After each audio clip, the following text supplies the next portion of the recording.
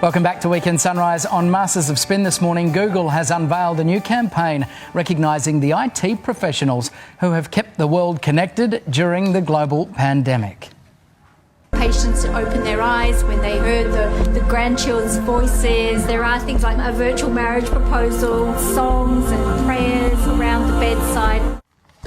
The ads are a showcase of the great minds who thought outside the box and helped us figure out how to stay in touch with family, friends and colleagues. Joining us this morning, advertising and marketing experts Adam Ferrier and Matthew Bywater. Good morning to you both. Adam, we've thanked the scientists, the doctors, the nurses, fair enough, I guess, to call IT workers the little-known heroes.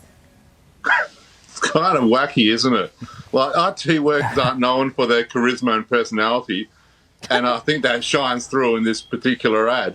It's quite boring. They made the world's greatest innovations of the last 10 years really dull and boring to watch. The ad is actually targeting, it's for Google and it's for Chrome Enterprise, which is their B2B product, their business product.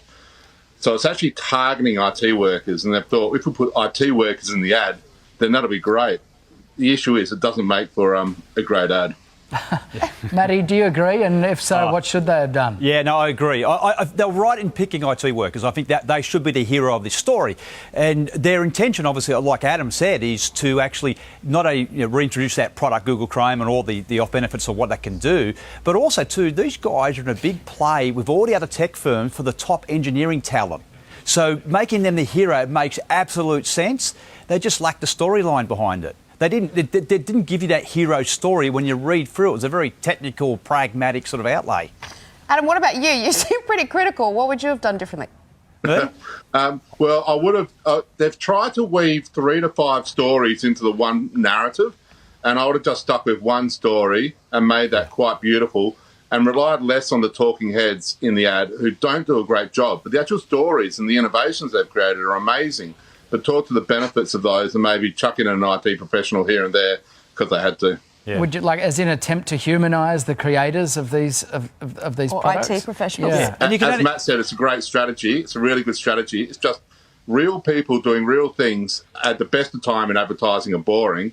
Put IT professionals in that, you've got a really dull ad.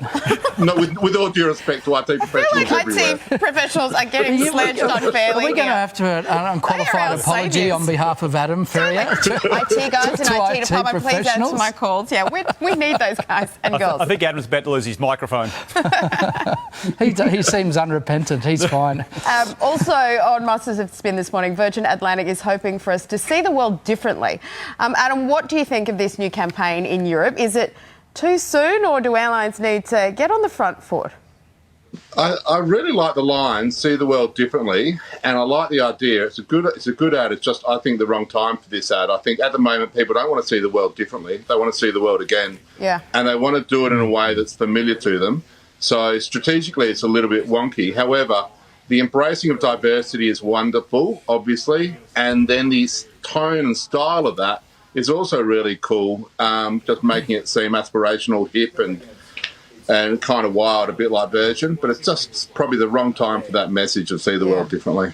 So the innovation's there, Matty, but it just misses the mark? Yeah, Adam's right. It's a little too early. They're going to promote tourism. They're going to promote destinations and the joy of travel. And that's the most important thing. Make it safe and easy. Remember what you already know, just to get people moving again, get back on the planes and getting back in the hotels. Yeah, especially when people are still probably a bit nervous about flying. You just want comfort. Finally, this morning, Celebrity Cruises has released a new travel image library that plays on the meaning of all-inclusive. Adam, who will use this world-first free-to-all resource? Well, I'm surprised we're talking about this on Sunrise because I reckon this might be a bit boring for your viewers. But it's actually a fantastic initiative that they've done because all the travel agents, everyone who wants to show images of aspirational travel can now do that in a diverse and inclusive way. So for a celebrity to do this is absolutely fantastic. It's really, really good for the travel industry to just open source and put open all their images of diverse and inclusive representation of society out there to stop us being so Anglo and generic. We're diverse. Adam, come on. It's just a weird thing, right? It's the B2B angle. What's really great? But anyway, it's good. Yeah, what's really great, though, is that usually we try to talk about singular messaging. That's the most effective way. But they've got multiple objectives that they've outlined here. One is the diversity campaign, which is fantastic, but also to see all the shots. So everything is about tourism, about getting people back to those beach shots, those hotels, all those different things that they can do that makes us want to travel again.